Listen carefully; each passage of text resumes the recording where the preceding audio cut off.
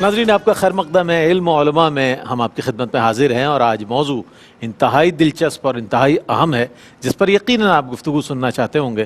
میں اپنے مہمانوں کی جانب بڑھتا ہوں۔ ہمارے درمیان علامہ مفتی محمد اکمل مدنی صاحب تشریف فرما۔ السلام علیکم ورحمۃ اللہ۔ السلام ورحمۃ اللہ۔ اور آپ کے ساتھ تشریف فرما علامہ مفتی ارشاد حسین سعیدی صاحب۔ السلام علیکم ورحمۃ اللہ وبرکاتہ۔ وعلیکم السلام ورحمۃ اللہ۔ اور ہمارے تینوں شناخواہ ماشاءاللہ اور باصلاحیت، خوش آواز، خوش الہان اور بہت ہی اچھا پڑھنے والے شناخواہ عزیر عزیزی، ثقلین رشید اور دانیال شیخ۔ السلام علیکم ورحمۃ اللہ۔ ماشاءاللہ سلامت رہے۔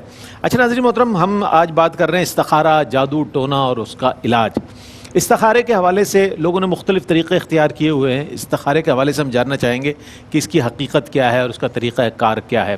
پھر جادو کی حقیقت کے حوالے سے بھی بات کریں گے، آیا ہے کیا یہ، اور بہت سارے ہماری زندگی میں جو بکھرے ہوئے مسائل ہیں، ہم چاہتے ہیں کہ اس کا علاج ہمیں فوری طور پر مل جائے، اور اس کے لیے ہم استخارہ کر لیں۔ استخارے کے بعد پھر ارادہ تبدیل بھی ہو جاتا ہے، پھر اس کے بعد وہ سیکنڈ ٹائم استخارہ کروایا جاتا ہے، ذرا اس میں تو ٹھیک آ گیا تھا، اس میں ٹھیک نہیں آیا۔ پھر جادو کے حوالے سے جو ہے ہمارے یہاں اتنی دکانیں کھلی ہوئی ہیں، اتنی دکانیں کھلی ہوئی ہیں کہ اس پر لوگوں کا رش بھی نظر آتا ہے اور لوگ خوب اس سے اپنی دکانداری کر رہے ہیں۔ تو اس حوالے سے بھی ہم جاننا چاہیں گے، اس کی مذمت کے حوالے سے بھی جاننا چاہیں گے۔ علماء حضرات جب ہماری رہنمائی فرماتے ہیں کسی بھی موضوع پر تو بہت ساری ایسی کنفیوژنز ہیں جو دور ہو جاتی ہیں، جو کہ بہت ضروری ہے، اور اس ٹرانسمیشن کے ذریعے، رحمت سار کے ذریعے اسپیشلی، اور عمومی طور پر دیکھیں تو ARYQTV کی پوری ٹرانسمیشن آپ کو شرعی احکامات بتانے کے لیے، قرآن اور احادیث کے احکامات بتانے کے لیے جو ہے الحمدللہ جاری و ساری رہتی ہے۔ تو ہم بڑھیں گے استخارے کے حوالے سے، اس کی حقیقت کے حوالے سے اور اس کے درست طریقہ کار کے حوالے سے جاننے کے لیے قبلہ مفتی صاحب کیا فرمائیے گا استخارے کے حوالے سے؟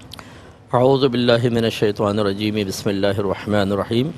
استخارہ کا مطلب ہوتا ہے خیر طلب کرنا، لغوی معنی تو ہے خیر طلب کرنا، اور شرعی اصطلاح میں جب آپ کسی معاملے میں ڈاؤٹ فل ہو جائیں کہ میرے لیے یہ نافع ہے یا نہیں ہے، وہ چاہے جاب کے اعتبار سے ہو کہ دو جابس ہیں، یہ بہتر ہے یہ بہتر ہے، یا ایک جاب کرنی ہے یہ بہتر ہے یا نہیں ہے، کبھی رشتہ آ جاتا ہے یہ رشتہ ہمارے لیے بہتر ہے کہ نہیں ہے، بعض اوقات کسی جگہ آپ شفٹ ہونا چاہتے ہیں، مائگریشن کرنا چاہتے ہیں، تو پھر آپ استخارہ کر رہے ہیں کہ اس جگہ جانا میرے لیے مناسب ہے کہ نہیں، تو پھر اس کا شرعی معنی ہوتا ہے اللہ تعالیٰ سے ایک مشورہ طلب کرنا، اللہ سے مشورہ طلب جی۔ تو اب اس کا طریقہ کار جو نبی کریم صلی اللہ علیہ وسلم نے ارشاد فرمایا وہ یہی ہے کہ عشاء کی نماز کے بعد 2 رکعت انسان نماز پڑھے، نماز استخارہ کی نیت سے، نفل نماز ہوگی، اور اس کی مخصوص دعا ہے، اگر وہ یاد نہ بھی ہو تو اللہ تعالیٰ کی بارگاہ میں رجوع کرے کہ یا رب کریم اس معاملے میں میں کوئی درست فیصلہ نہیں کر پا رہا یا نہیں کر پا رہی، تو مجھے ہدایت عطا فرما دے۔ اس میں بعض اوقات تو ایسا ہوتا ہے کہ جو ذرا پاکیزہ صفت ہوتے ہیں، عبادات کی طرف راجع ہوتے ہیں، گناہ نہیں کرتے ہیں، تو ان کو تو قلب میں بھی الہام ہوتے ہیں، اچھا، اور وہ اتنے زیادہ پریکٹس میں ہوتے ہیں کہ وہ سمجھ جاتے ہیں کہ یہ اللہ کی طرف سے ہے یا فرشتے کی طرف سے اللہ کی طرف سے، یا شیطان کی طرف سے، یا نفس کی طرف سے ہے، یا ایسی طبعی تقاضا ہے، وہ فرق کر سکتے ہیں، لیکن ہر ایک ایسا نہیں کر سکتا۔ تو پھر اس کے لیے بہتر ہے کہ وہ جب وہ سو جائے، سوئے گا تو خواب میں اگر اس کو سرخ یا بلیک رنگ نظر آئے، ریڈ یا بلیک، تو سمجھ لیں یہ کام نہیں کرنا ہے، یہ آپ کے حق میں مناسب نہیں ہے، اور اگر سفید یا سبز نظر آئے تو اس کا مطلب یہ اجازت کی طرف اشارہ ہوتا ہے۔ تو صحابہ کرام علیہم رضوان کہتے ہیں کہ نبی کریم صلی اللہ علیہ وسلم ہمیں استخارے کی ایسے ہی تعلیم دیتے تھے جیسے کوئی قرآن کی آیت سکھاتے تھے، سبحان اللہ۔ لیکن یہاں بس ایک میں مشورہ لوگوں کو یہ دیتا ہوں، اکثر جب ہم سے لوگ کہتے ہیں، اچھا پہلی بات تو آپ نے اس کی نوعیت کا بھی بتایا، تو یہ اس کا سنت کے مطابق طریقہ ہے۔ اب ہمارے یہاں یہ طریقے بھی چل پڑے ہیں کہ میں آپ سے کہتا ہوں استخارہ کر دیں، آپ اسی ٹائم ایک تسبیح لیتے ہیں، یوں ہلتی ہے، اور وہ اکثر ہماری نفسیات کے تابع ہوتی ہے، ذہن کو جہاں پہ آپ لے جائیں وہ ہو جاتا ہے۔ ویسے آپ پھر اس کو لٹکا دیں تسبیح کو اور اب کہیں اب بتا، وہ ہوگی نہیں، ہاتھ میں ہوگی تو گھومے گی ورنہ نہیں گھومے گی، اور یہ ناقابل اعتماد ترین طریقہ ہے کسی چیز کے بارے میں معلوم کرنا۔ یہ تو ہمارے بزرگوں نے، مجھے میں ایک نام نہیں لیتا ہوں، ایک بزرگ شخصیت سے میری گفتگو، انہوں نے کہا سب سے زیادہ ناقابل اعتماد طریقہ یہ ہے، لیکن ضرور رائج بھی ہے یہ سب سے زیادہ۔ ارے حضرت ایک شخص مجھے ملا، وہ ویلفیئر ادارہ چلاتا ہے، ایک سائلہ مانگنے کے لیے آئی بوڑھی بیچاری، تسبیح گھمائی، کہا کہ کچھ نہیں ہے، دوسری آئی اس گھمائی، اس کو دے دو، میں نے کہا یہ آپ کر کیا رہے ہیں؟ کہنے لگے میں استخارہ کرتا ہوں، جس کے بارے میں یس آتا ہے اس کو دے دیتا ہوں، جس کے بارے میں یہ ظاہر ہوتا ہے کہ چیٹر قسم کا ہے نہیں دیتا ہوں۔ میں نے کہا یہ بتائیے کہ یہ کوئی نص قطعی ہے؟ یہ تو ایک ظنی چیز ہے، اب ہو سکتا ہے کہ جو مستحق ہو اس کو آپ محروم کر دیں اور غیر مستحق پہ آپ کی تسبیح دبا کے گھوم جائے اور آپ اس کو دے دیں، پھر کیا ہوگا پھر تو میدان گھمانے معاشر پر ہے۔ میں؟ آپ نے ایک ایسے شخص کو دے دیا کہ جو مستحق نہیں تھا، اور یہ پیسہ آپ کے پاس امانت تھا، امانت تھا۔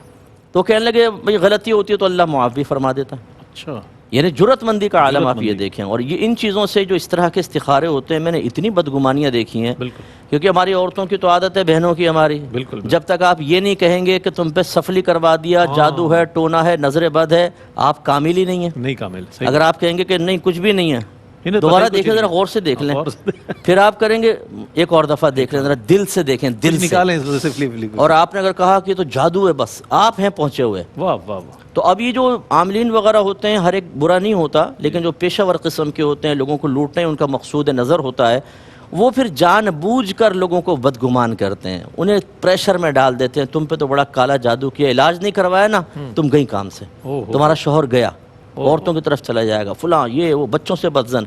تو اس لیے میں یہ مشورہ دیتا ہوں کہ دیکھیں، صحابہ کرام علیہم رضوان کا جو استخارہ تھا، ان کو جو خواب نظر آتے تھے وہ پاکیزہ نفوس تھے، بے شک، شیطانی مداخلت سے اللہ نے ان کو محفوظ رکھا تھا، ان کے بے شک۔ خواب بڑے سچے تھے، اس لیے سرکار ہر فجر کی نماز کے بعد صحابہ سے فرماتے کوئی خواب دیکھا ہے تو بیان کرو، اللہ، وہ بیان کرتے، سرکار تعبیر فرماتے، اللہ۔ اور کبھی اگر وہ نہیں کرتے تو سرکار اپنے خواب بیان فرما دیتے۔ لیکن ہمارے خواب جو ہیں اس میں شیطانیت کا دخل بھی ہے، کبھی ہوا میں اڑ رہے ہیں، کبھی کتے پیچھے لگ گئے ہیں، کبھی واش روم میں گھس گئے ہیں اور پیشاب ہی نہیں نکل رہا، اس طرح کی مختلف چیزیں ہمیں نظر آتی ہیں، گندے خواب بھی ہیں، اچھے خواب بھی ہیں، تو نفسانی خواب بھی ہوتے ہیں، شیطانی مداخلت بھی ہوتی ہے، کبھی طبعی تقاضا ہوتا ہے، آپ بہت ٹینشن میں ہوں گے نا تو رات کو آپ کو ایسے خواب نظر آئیں گے، دشمن پیچھے پڑ گیا ہے، سانپ کاٹ رہا ہے، آسمان سے گر رہے ہیں آپ پیراشوٹ کے بغیر، زمین پر دھڑام سے گر گئے اور آپ کی گردن کی ہڈی ٹوٹ گئی، تو اس قسم کی چیزیں آپ کو نظر آئیں گی۔ صحیح۔ اس لیے میں کہتا ہوں کہ آپ اپنے ایک بڑے فیصلے کی بنیاد اگر اس ضمنی چیز کے اوپر رکھیں گے، نقصان ہوگا۔ بالکل۔ اچھا، پھر وہ جو سے آپ نے اشارہ فرمایا، بعض کر لیں گے ضد میں نا، وہ چل رہا ہے بھی استخارہ کر لو بھی، رشتہ آیا ہے، اور رشتہ بظاہر اچھا تھا لیکن وہ استخارہ ضرور کرنا ہے، پھر وہ فون کریں گے مفتی صاحب رشتہ بہت اچھا ہے لیکن استخارے میں نہ آ گیا، اگر اس کے خلاف کر دیں تو بھی کر کیا کیوں تھا تم نے؟ کیوں کیا تھا؟ اگر آپ کو یہ کامل یقین ہے کہ ہم اللہ سے مشورہ کر رہے ہیں اور اللہ نے مشورہ دیا ہے تو اللہ کے مشورے کو رد کرنا کیسا ہے؟ اور کبھی ایسا بھی ہوا ہے کہ استخارے میں رشتہ بہت اچھا آ گیا، شادی کر دی، 3 دن میں طلاق ہو گئی حضرت، پھر وہ اللہ سے بدظن ہوتے ہیں کہ یہ کہ ہم نے تو اللہ سے مشورہ کیا تھا۔ بھئی اس لیے سمجھیں اس چیز کو اور سمجھ کے صحیح طریقے سے چلیں، تو پھر یہ ہوتا ہے، ہمارا مشورہ یہ ہوتا ہے کہ استخارہ کرنا ہے کر لیں، لیکن مشاورت اور تدبیر بھی آپ ساتھ ساتھ کریں، اس کے بعد پھر آپ کوئی فیصلہ کریں۔ اچھا، اس پر ضمناً میرے ذہن میں 2-3 سوالات جنہوں نے دستک دی وہ بھی میں پیش کروں گا مفتی صاحب کی خدمت میں، لیکن مفتی ارشاد حسین سعیدی صاحب کی خدمت میں میں حاضر ہوتا ہوں، اور وہ یہ کہ مسنون استخارہ اور غیر مسنون استخارے کی شرعی حیثیت جو ہے، شرعی حیثیت اس کی میں جان چکا، اس پر تو مفتی صاحب نے خاصا ماشاءاللہ کلام فرمایا، کافی ماشاءاللہ صراحت کے ساتھ، تو اس کی شرعی حیثیت اگر ہم جاننا چاہیں تو کیا سمجھ پائیں گے اس حوالے سے؟ دیکھیے، استخارہ جو مسنون طریقہ قبلہ مفتی صاحب نے فرمایا، اسی طرح اور جو کچھ دوسرے طریقے وہ بھی حدیث مبارکہ میں آئے، اس کا درجہ سنت کا ہے، سنت کا، اس کی شرعی حیثیت یہی ہے کہ یہ سنت ہے۔ مگر میں اپنی بات کو یہاں سے شروع کرنا چاہتا ہوں کہ دیکھیے، اللہ رب العزت نے انسان کی رہنمائی اور ہدایت کے لیے ایک قطعی شے ہمارے پاس بھیجی ہے، اس کا نام ہے اللہ کی کتاب قرآن مجید۔ پھر اس کی وضاحت اور توضیح کے لیے اللہ رب العزت نے دوسری قطعی شے جو انسانیت کو عطا فرمائی، وہ آقا علیہ الصلوۃ والسلام کی سیرت مطہرہ ہے اور آپ کے فرامین مقدسہ ہیں۔ لہٰذا سب سے پہلی بات تو یہ ہے کہ ہم جب بھی کوئی کام کرنے لگتے ہیں تو کیا ہم نے قرآن مجید کی تعلیمات کا جائزہ لے لیا ہے کہ یہ جو میں کام کرنے لگا ہوں اس میں مجھے قرآن کیا کہتا ہے؟ صحیح۔ یہ جو کام ہم کرنے لگے ہیں اس میں ہمیں آقا علیہ الصلوۃ والسلام کی سیرت مبارکہ اور آپ کی سنت مطہرہ کی تعلیمات کیا ملتی ہیں؟ صحیح۔ اگر اس کو نظر انداز کر دیں گے، جو شے قطعی ہے، قطعی طور پر ایک چیز حلال ہے، ایک چیز حرام ہے، اور قطعی طور پر شریعت نے ہمیں جن جن چیزوں کا مکلف کیا دوسروں کے بارے میں اور اپنے بارے میں، لہٰذا ان تمام چیزوں کو بروئے کار لانے کے بعد، ان تمام پر پورے یقین سے عمل درآمد کرنے کے بعد، پھر جو دل میں تھوڑا سا شائبہ رہ جائے اس کو یقین میں بدلنے کے لیے اگر کوئی شخص سنت کے مطابق استخارہ کرتا ہے تو یہ مستحب عمل ہے، سنت ہے، اور اس میں خیر و برکت ہے۔ جیسا کہ حضور نبی اکرم صلی اللہ علیہ وسلم نے ارشاد فرمایا کہ اللہ رب العزت جو انسان کے لیے ہدایت بھیجتا تھا وحی کی صورت میں، وہ تو فقط انبیاء کرام پر نازل ہوا کرتی تھی اور اس کا سلسلہ منقطع ہو گیا، وہ آقا علیہ السلام کی ذات پہ پہنچ کر مکمل ہو گئی۔ مگر آقا علیہ السلام نے فرمایا ایک دروازہ کھلا ہے اللہ کی جانب سے جو انسان کو رہنمائی باہم پہنچاتا رہے گا جب کبھی اسے ضرورت پیش آئے گی، وہ ہیں الرؤیا الصالحہ، نیک خواب۔ لہٰذا نیک خواب اسی طرح الہام بھی ہے، القاء بھی ہے۔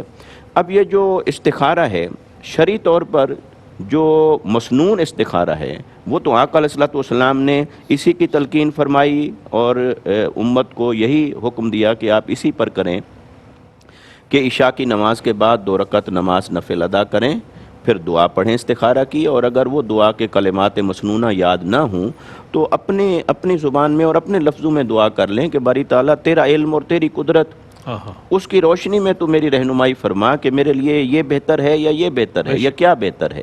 تو پھر اللہ رب العزت کی طرف سے اس میں کوئی نہ کوئی اشارہ ہوگا۔ اور استخارہ جب کوئی شخص شروع کرتا ہے تو اسے مستحب یہ ہے کہ وہ کم سے کم 3 راتیں اس کو جاری رکھے، اور اگر اس میں وہ کسی نتیجے پر نہیں پہنچتا تو پھر کم سے کم 7 راتوں تک اسے جاری رکھے۔ اچھا، پھر اگر خواب بھی نظر نہیں آیا، کوئی انڈیکیشن بھی نہیں آئی، کوئی رنگ بھی نظر نہیں آیا، کسی قسم کی کوئی اسے علامت نظر نہیں آئی، تو پھر حدیث مبارکہ بھی یہی ہے اور آقا علیہ السلام کی تعلیمات بھی یہی ہیں کہ پھر اللہ تعالیٰ استخارہ کرنے والے بندہ مومن کے دل کو کسی ایک شے کے اوپر مطمئن کر دیتا ہے۔ لہٰذا پھر دل جس کے اوپر مائل ہو جائے پھر اسی کے اوپر آپ مائل ہو جائیں کہ وہی اللہ کی طرف سے آپ کو القاء کیا گیا ہے، اللہ کی طرف سے وہی آپ کے دل میں بات ڈالی گئی ہے، وہی آپ کے لیے بہتر ہے۔ اور پھر یہ قبلہ مفتی صاحب نے اشارہ فرمایا، یہ ہمارے ہاں عام طور پر یہ خرابی بھی پائی جاتی ہے کہ استخارہ کر لیا پھر عمل درآمد نہیں کیا۔ جی بالکل، تو یہ اللہ کے دیے ہوئے مشورے کی ناقدری ہے۔ اس لیے علماء نے لکھا کہ اگر استخارہ کیا ہے تو اس کے اوپر عمل کریں، اور اگر آپ سمجھتے ہیں کہ استخارہ آ جانے کے بعد آپ باؤنڈ ہو جائیں گے عمل کرنے کے لیے تو پھر آپ استخارہ نہ کریں، پھر آپ اپنی رائے بنا لیں شریعت مطہرہ کی ان تمام تعلیمات کی روشنی میں کہ آپ کو کیا کرنا چاہیے اور کیا نہیں کرنا چاہیے۔ اور ایک چھوٹی سی بات ایک اور عرض کرنا چاہوں گا کہ جیسے یہ پورا مسنون طریقہ ہے، اسی طرح کچھ آقا علیہ السلام نے تسبیحات بھی فرمائیں، دعائیہ کلمات بھی سکھائے۔ وہ در حقیقت کوئی بھی کام ہو اللہ کے حضور بندہ دل سے دعا کرے کہ باری تعالیٰ اس معاملے میں میری رہنمائی فرما، تو اس سے ایک تو اللہ کی ذات کے ساتھ تعلق جڑ گیا اس کی رہنمائی کے لیے، اور دوسرا انسان کا رجوع اللہ کی طرف ہو گیا، اور اللہ تبارک و تعالیٰ ضرور اپنے بندے کی مدد فرماتا ہے اور اسے درست راستے کی طرف گامزن کر دیتا ہے اور اس کے دل کو اس کے اوپر جما دیتا ہے۔ اس پر مزید کلام کریں گے انشاءاللہ، آپ دونوں حضرات موجود ہیں اور بہت بڑا موضوع اور اس میں کافی الجھنیں ہیں لوگوں کے ذہنوں میں، سوالات شامل کریں گے اور ان کے جواب آپ تک پہنچیں گے۔ ایک وقفہ ہے، وقفے کے بعد لوٹتے ہیں، ہمارے ساتھ رہیے گا جناب۔ آپ کا خیر مقدم ہے۔ آج استخارہ، جادو ٹونا اور اس کے علاج کے حوالے سے ہم بات کر رہے ہیں۔ ہمیں جوائن کیا ہے علامہ مفتی خرم اقبال رحمانی صاحب نے۔ السلام علیکم ورحمۃ اللہ وبرکاتہ۔ اور آپ ہی کی خدمت میں نے حاضر ہونا ہے، اور یہ دیکھا گیا ہے کہ استخارہ ہے، حالانکہ جس کے حوالے سے مفتی صاحب نے اور دونوں مفتیان اکرام نے بہت اچھے کلمات ارشاد فرمائے، استخاروں کو بعض لوگ اپنے مقاصد کے لیے استعمال کرتے ہیں، یہ کہ اگر کوئی کام نہ کرنا ہو تو ٹال دیا جاتا ہے، اچھا جناب استخارہ کریں گے تو دیکھیں گے۔ اب اس حوالے سے اس کے حوالے سے ظاہر ہے سنت طریقہ بھی بتایا گیا، اس کو اس انداز میں استعمال کرنا کیا کہیے گا اس حوالے سے؟ بسم اللہ الرحمن الرحیم والصلاة والسلام علی رسولہ الکریم، اما بعد۔ اس میں سب سے پہلی اور خوبصورت بات تو یہ ہے کہ جیسے ہم بار بار عرض کرتے ہیں کہ پیارے آقا صلی اللہ تعالیٰ علیہ وسلم نے ہمارے زندگی کا کوئی گوشہ ایسا نہیں چھوڑا جس میں میں رہنمائی نہ فراہم کی ہو اور باقاعدہ عملی طریقہ ارشاد نہ فرمایا ہو۔ تو جہاں پیارے آقا صلی اللہ تعالیٰ علیہ وسلم نے استخارہ کرنے کے حوالے سے ہمیں رہنمائی فراہم فرمائی اور ہر معاملے کے اندر صحابہ کرام کو ترغیب ارشاد فرمائی کہ اس کے اندر استخارہ کر لیا جائے، تو یہ جو لوگوں کی روش ہے فی زمانہ خاص طور پر جب کسی کام کو ٹالنا یا منع کرنا ہوتا ہے تو استخارے کا بہانہ بنایا جاتا ہے۔ لیکن اگر واقعتاً ایسے ہی ہے کہ استخارہ کیا، مسنون استخارہ کیا، یا کسی کے ذریعے سے استخارہ کروانے کے بھی آج کل بڑا رواج ہوا ہے کہ وہ بتا دیں گے جی کام کرنے کے نہیں کرنا، تو ایسی صورت میں اگر واقعتاً وہ منع ہوا ہے اور پھر آپ منع کر رہے ہیں کہ جی چونکہ استخارے کے اندر اشارہ اس طریقے سے آیا کہ کام نہیں کرنا چاہیے تو میں نہیں کر رہا، تو ٹھیک ہے، یہ بالکل مینوان جو بات ہوئی وہی بات بیان کی جا رہی ہے۔ اور دوسری طرف یہ ہے کہ جھوٹ کا سہارا لینا، تو یہ جھوٹ بن جائے گا، اور جھوٹ جو ہے وہ گناہ کبیرہ میں سے ہے۔ بالکل۔ اللہ سبحانہ و تعالیٰ نے قرآن مجید فرقان حمید میں ارشاد فرمایا الا لعنت اللہ علی الکاذبین، کہ جو جھوٹے ان پر اللہ کی لعنت ہے، وہ اللہ کی رحمت سے دور ہو جاتے ہیں۔ اسی طریقے سے پیارے آقا صلی اللہ تعالیٰ علیہ وسلم نے جھوٹ بولنے کی سخت مذمت بیان فرمائی ہے۔ تو جو واقعتاً حقیقت ہو اسی کو بیان کرنا چاہیے، اسی کو اختیار کرنا چاہیے، جو حقیقت کے خلاف ہو اس کا ہرگز سہارا نہیں لینا چاہیے۔ بلکہ دوسری جانب ایسا بھی ہمیں نظر آ رہا ہے کہ اس رویے کی وجہ سے معاذ اللہ استخارے کے متعلق لوگوں کے اندر بدگمانیاں بھی پیدا ہو رہی ہیں۔ یعنی یہ بھی دیکھا جا رہا ہے کہ بھئی اگر دولت ہے، سرکاری نوکری ہے، تو پھر استخارے میں ہاں ہی آنا ہے، اور اگر مال نہیں ہے اور سرکاری نوکری نہیں ہے یا کوئی بینک بیلنس نہیں ہے تو پھر وہ استخارے کے اندر کچھ نہ کچھ یعنی پہلے سے طے شدہ ہے، پہلے سے مطلب یہ لوگوں کا رویہ بنتا جا رہا ہے، لوگوں کی روش بنتی جا رہی ہے۔ تو ایک مسنون عمل کے متعلق لوگوں کے اندر یہ غلط روش پیدا ہونا، بدگمانیاں پیدا ہونا اور ہمارے اپنے رویے کی وجہ سے پیدا ہونا، یہ انتہائی غلط بات ہے۔ ہمیں اس کام کو جو کہ پیارے آقا صلی اللہ علیہ وسلم کو سکھایا ہوا ہے اس کو اسی طریقے سے کریں گے، انشاءاللہ اس کی رحمتیں بھی ملیں گی، برکتیں بھی ملیں گی، اور اللہ سبحانہ و تعالیٰ کی جانب سے کاموں میں آسانیاں بھی پیدا ہو جائیں گی۔ اور اگر اللہ اس کے رسول کی مخالفت کے اندر جائیں گے تو یقیناً پھر کاموں کے اندر برکت پیدا نہیں ہوگی، بلکہ بے برکتی شروع ہو جائے گی اور ساری آسانیاں ختم ہوتی چلی جائیں گی۔ اس لیے اس غلط روش کو ختم کرنا چاہیے، ختم ہونا چاہیے۔ اچھا مفتی صاحب، میں تو استخارے سے نہیں نکل پا رہا ہوں ابھی، مجھے دوسرے موضوع کی جانب، لیکن اسی کا ایک سوال جو ذہن پر دستک دے رہا تھا، استخارے کا ایک طریقہ یہ بھی بتایا گیا ہے یا لوگ کرتے ہیں کہ قرآن کریم کھولتے ہیں اور اس میں جو آیت اگر ایسی آیت ہے، کوئی خوشخبری کی آیت ہے، تو سمجھتے ہیں کہ جناب یہ ٹھیک ہے، یا ایسی کوئی تعدیب آ رہی ہے، کوئی وعید آ رہی ہے تو کہتے ہیں نہیں جناب یہ ایک طریقہ، اس حوالے سے فرمائیے کیا ہے؟ یہ اصل میں استخارہ نہیں ہے، یہ نیک فال لینا کہتے ہیں اس کو نا۔ ٹھیک۔ تو اگر فرض کر لیں کہ نیک فال تو نبی کریم صلی اللہ علیہ وسلم نے بھی لی ہے، اچھا، کبھی کسی کا نام اچھا نظر آیا تو سرکار نے اس سے نیک فال لی ہے، کسی جگہ پر بارش ہو گئی تو اس سے نیک فال سرکار نے لی ہے۔ لیکن جو بدشگونی ہے جی جی، یا بد فال جس کو کہتے ہیں، اس کا ہمارے مذہب میں تصور نہیں ہے، یہ نہیں لے سکتے۔ اچھا، اب آپ نے وہ قرآن عظیم کھولا، اگر فرض کر لیں کہ جنت کی آیت خوشخبری کی بھی آ گئی تو کیا کنفرم کہ جو کام آپ کرنے والے ہیں یہ اس کے حق میں بہتری کی طرف اشارہ ہے؟ ظنی چیز ہی ہے نا، آپ اپنا حسن ظن قائم کر رہے ہیں، اور فرض کریں کھولا تو خنزیر یا فرعون سامنے آ گیا، تو اب اس کا مطلب ہے کہ وہ کام نہ کریں۔ صحیح۔ اب جیسے حضرت نے ارشاد فرمایا پہلے یہ تو، اور حضرت نے بھی بہت پیاری بات بیان فرمائی، پہلے قرآن و حدیث کو تو سامنے رکھو بھائی۔ صحیح بات۔ اب ایک نیک پرہیزگار متقی آدمی ہے، اس کے ساتھ انویسٹمنٹ کروں کہ نہ کروں، قرآن کھول لیا، ایک دم فرعون سامنے آ گیا، آپ نے کہا بھائی اس سے تو بڑا خطرناک ہے، نہ کرو۔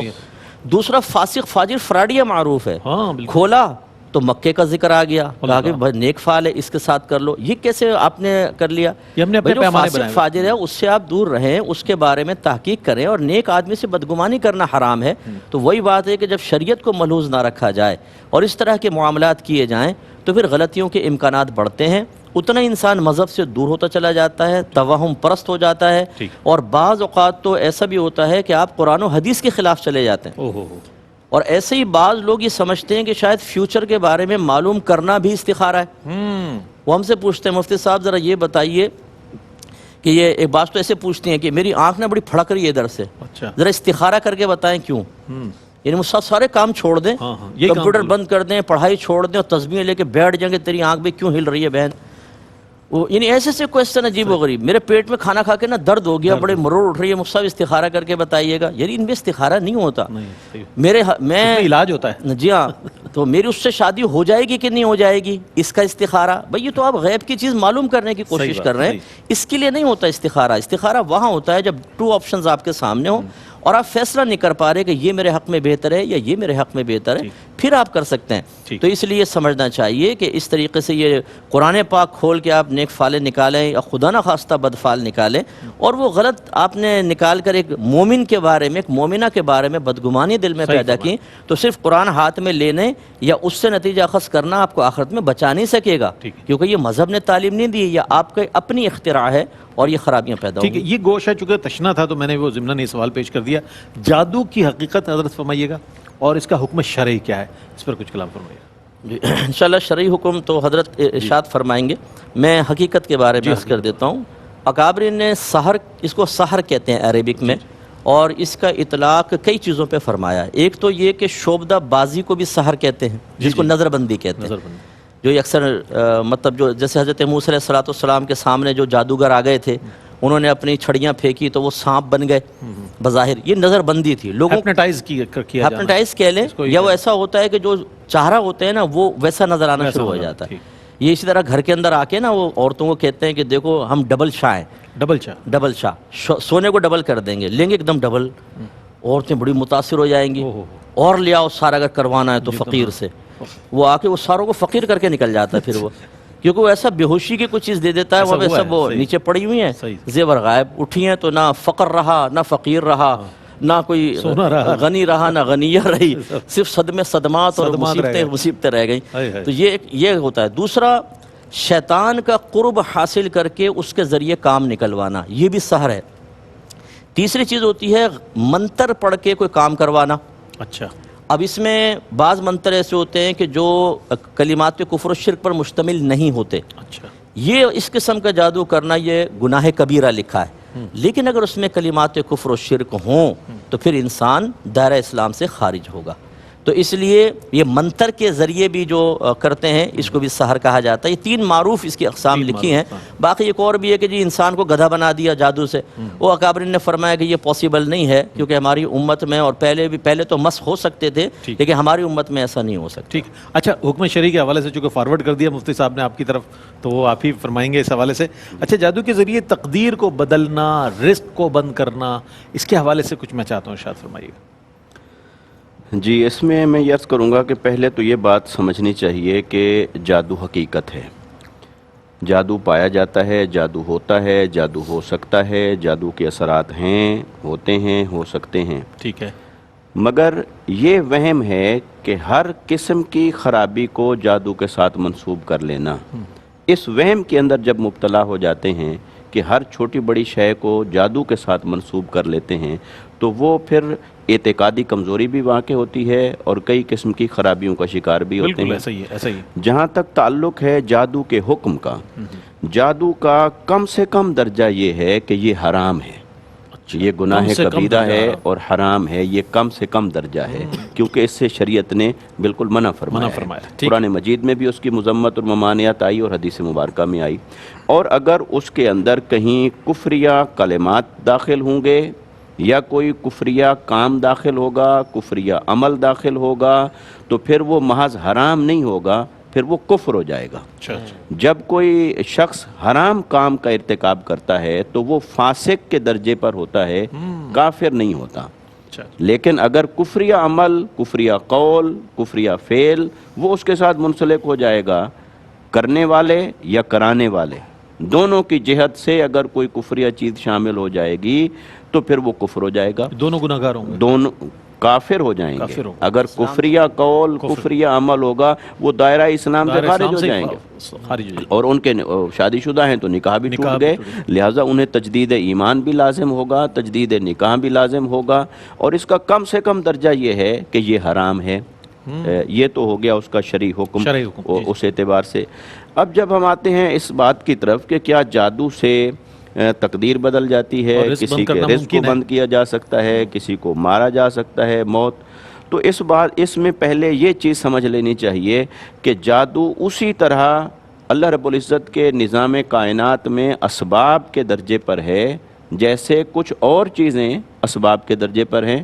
جیسے چاقو سے, چھری سے, بندوق سے, گولی سے کسی کو ماریں گے تو وہ مر جائے گا, تو وہ موت دینے والا تو اللہ ہے. مگر یہ چاقو, چھری, گولی یہ کیا ہے؟ یہ اسباب ہیں, سبب کے درجے پر ہیں. تو ایسے جادو بھی سبب کے درجے پر ایسے ہو سکتا ہے. ایسے ہی کوئی آدمی کسی کو معاشی بدحالی کا شکار کرنا چاہتا ہے, اس کے کاروبار کو کسی مشکل صورتحال سے دوچار کرنے کے لیے اس کے لیے جال بنتا ہے, سازش کرتا ہے, اس کے اسباب اور ذرائع کو بند کرتا چلا جاتا ہے. تو یہ اگر کوئی جادو کے ذریعے سے کرتا ہے تو وہ بھی اسباب کے درجے پر ہو جائے گا. لہٰذا اس کو سبب کے درجے پر ماننا چاہیے. کب کہاں اس میں اثر رکھا جائے گا, نہیں, وہ اللہ رب العزت کے قدرت میں ہے, اس کے اختیار میں ہے. وہ جب چاہتا ہے تو اس میں تاثیر رکھتا ہے, جب چاہتا ہے تو اسباب میں سے تاثیر اٹھا لیتا ہے. اور تقدیر جو مبرم ہے وہ کسی طور پر نہیں بدل سکتی, لیکن جو مبرم غیر حقیقی یا معلق ہے, جس کے بارے میں اللہ نے لکھ رکھا ہے کہ یہ فلاں فلاں سبب سے بدلی جا سکتی ہے. لہٰذا اگر ایسا کوئی میٹر ہے جو تقدیر کی اس کیٹیگری سے تعلق رکھتا ہے تو کہیں جادو ہو جائے گا تو بھی بدل سکتا ہے. مگر میں آخر میں پھر اس بات کو ریپیٹ کروں گا کہ جہاں بھی کہیں بیماری ہے، کاروبار میں نقصان ہے، کوئی مسئلہ ہے، کوئی ناچاکی ہے، ہر شے کو خدا را جادو کے ساتھ نہ جوڑیں. بہت اچھی بات. اس کے ظاہری اسباب بھی ہوتے ہیں، جادو کے ساتھ جوڑ کر اپنے عقیدے اور ایمان کو کمزور مت کریں. بہت اچھی بات، بہت اچھی بات آپ نے ارشاد فرمائی. اسلامی تعلیمات جو ہیں، تعلیمات شرعیہ جو ہیں، وہ ہمیں تشکیک سے باہر نکالتی ہیں، ہمیں ابہام سے باہر نکالتی ہیں اور یقین کے منزل پر لاتی ہیں. اگر ہمارا قرآن و حدیث کے ساتھ ایک تعلق ہے یا علماء حضرات سے رہنمائی حاصل کرتے ہیں تو آپ اس منزل پہ پہنچ سکتے ہیں. ایک مختصر سا وقفہ ہے، ملتے ہیں وقفے کے بعد. اچھا جناب، خیر مقدم میں آپ کا استخارے پر بات ہوئی، اس کی تعریف کے حوالے سے بات ہوئی اور پھر اس کے شرعی حیثیت کے حوالے سے بات ہوئی، جادو کے حوالے سے اس کی حقیقت اور پھر اس کے لیے حکم شرعی کیا ہے. اب ہم یہ تو تمام چیزیں ہو گئی، اب ہم یہ جاننا چاہیں گے آیا جادو کا توڑ کیسے ہوگا؟ مفتی صاحب کیا فرمائیے گا اس حوالے سے کہ جادو کا توڑ کس طرح کیا جائے؟ بسم اللہ الرحمن الرحیم والصلاة والسلام علی رسول الکریم اما بعد. بڑا اہم اور سوال ہے اور اس میں کچھ چیزیں ہیں. سب سے آپ نے توڑ بھی آپ ہی نے کرنا حضرت. آپ بے فکر رہیں انشاءاللہ. اگر آپ ان ہمارے دیکھنے والے اور سننے والے اگر ان معمولات کو اختیار کریں گے تو انشاءاللہ اللہ سبحانہ و تعالیٰ اگر چاہے گا تو یقیناً ان کو اس کا اثر نہیں ہوگا. اگر ہوا بھی ہے تو اللہ سبحانہ و تعالیٰ کے حکم سے انشاءاللہ بہتر بھی ہو جائے گا. دیکھیں جس طرح عام بیماریاں ہمیں لاحق ہوتی ہیں ہم اس کا علاج کرتے ہیں، بخار ہے، سر درد ہے، دیگر اور بہت سارے امراض ہوتے ہیں، ان کا علاج کیا جاتا ہے اور علاج کے مختلف ذرائع بھی ہوا کرتے ہیں اور علاج کرنے والے معالجین بھی ہوا کرتے ہیں. تو سب سے پہلے تو اس حقیقت کو سمجھیں، جس طرح قبلہ صاحب نے ارشاد فرمایا یہ اسباب کے درجے میں ہے تو اس کو یقیناً اس کے اثرات ہوتے ہیں. قرآن مجید میں جیسے ہے کہ جو بنی اسرائیل جادو سیکھا کرتے تھے، میاں بیوی میں دوری کرانے والا جادو سیکھا کرتے تھے، یعنی اس کے اثرات تو مرتب ہوتے ہیں. پیارے آقا صلی اللہ علیہ وسلم پھر اس کے اثرات مرتب ہوئے. تو اس کیفیت میں آپ اس کو اسباب کی جہت میں رکھیں گے تو علاج کی طرف بھی آپ کا ذہن جائے گا. تو پہلے تو اس حقیقت کو جان لیجئے. پھر جہاں تک علاج کا تعلق ہے تو جس طرح ہم جسمانی علاج کے حوالے سے معالجین سے رجوع کرتے ہیں تو اس بات کو بھی ذہن نشین رکھیں کہ ہر چیز کا علاج خود سے نہیں ہو سکتا. یعنی فی زمانہ جس طرح ہماری کیفیت ہو گئی ہے ہر چیز یوٹیوب پہ سرچ کر لیں گے اور وہاں جو لکھا ہوا ہے وہ عمل کر لیں گے، سب چیزیں ٹھیک ہو جائیں گی، تو ایسا نہیں ہوتا. بلکہ ہر چیز کا اللہ سبحانہ و تعالیٰ نے خاص شخص ایک ماہر رکھا ہوا ہے، ان کی طرف رجوع کرنا چاہیے. لیکن انفرادی طور پر جو ہم کام کر سکتے ہیں وہ یہ ہے، سب سے پہلا کام یہ ہے کہ پاک رہیے. سب سے پہلا کام ہر وقت باوضو رہیے. باوضو رہیں گے انشاءاللہ عز و جل بہت سارے برے اثرات اور شیطانی معاملات سے محفوظ رہیں گے. یہ اللہ سبحانہ و تعالیٰ نے بھی قرآن مجید میں ارشاد فرمایا کہ جو پاک رہتے ہیں وہ اللہ کے پسندیدہ بندے ہو جاتے ہیں. اسی طرح بزرگان دین کا معمول رہا. ایک بزرگ باقاعدہ میں نے ان کے حالات زندگی میں پڑھا کہ ایک جادوگر ان پہ جادو کرنے کے لیے آیا اور وہ کافی دیر تک عمل کرتا رہا مگر ان پہ کوئی اثر نہیں ہوا. تو جب وہ بزرگ اس کی طرف متوجہ ہوئے تو ان بزرگ نے کہا کہ تو ایک ٹانگ پر بھی کھڑے ہو کے عمل کرے گا تو انشاءاللہ اللہ کے حکم سے نہیں ہوگا، چونکہ میں ہر وقت باوضو رہتا ہوں. تو ہر وقت باوضو رہنے سے بھی بہت سارے برے اثرات سے بندہ محفوظ ہو جاتا ہے. دوسرا جو کام کرنے کا ہے، پیارے آقا صلی اللہ تعالیٰ علیہ وسلم پہ اللہ سبحانہ و تعالیٰ 2 سورتیں نازل فرمائی ہیں، سورہ فلق اور سورہ ناس. اور اس کا خاص جو سبب نزول اور شان نزول وہ ایک خاص واقعے کے ساتھ ہی منسلک ہے جس میں جادو کا معاملہ تھا. تو پیارے آقا صلی اللہ تعالیٰ علیہ وسلم کی سنت اور معمول یہ رہا اس کے نزول کے بعد سے کہ جب آپ رات بستر پر سونے کے لیے آرام فرما ہوتے تو آپ صلی اللہ تعالیٰ علیہ وسلم سورہ فلق اور سورہ ناس کو پڑھا کرتے اور اپنے دست مبارک پر خود دم کیا کرتے اور اپنے جسم اطہر پہ پھیر لیا کرتے. جہاں تک سرکار کے ہاتھ جاتے پیارے آقا صلی اللہ علیہ وسلم پورے جسم پر اس کو پھیر لیا کرتے تھے. اور جب آپ صلی اللہ تعالیٰ علیہ وسلم سخت علیل ہوئے تو آپ نے ام المؤمنین سیدہ عائشہ صدیقہ رضی اللہ تعالیٰ عنہ سے فرمایا اے عائشہ سورہ فلق اور سورہ ناس پڑھ کر اپنے ہاتھوں پہ دم کر کے میرے جسم پہ پھیرو. تو یہ ہمیں ایک دوسرا عمل یہ ملا کہ سورہ فلق اور سورہ ناس کی اگر ہم پابندی کرتے ہیں روزانہ کی بنیاد پر تو انشاءاللہ ان برے اثرات سے ہم محفوظ رہ سکتے ہیں. اسی طرح پیارے آقا صلی اللہ تعالیٰ علیہ وسلم نے کچھ دعائیں بھی تعلیم فرمائی، جیسے صبح و شام کی دعا آپ نے ارشاد فرمائی بسم اللہ الذی لا یضر مع اسمہ شیء فی الارض ولا فی السماء وهو السمیع العلیم.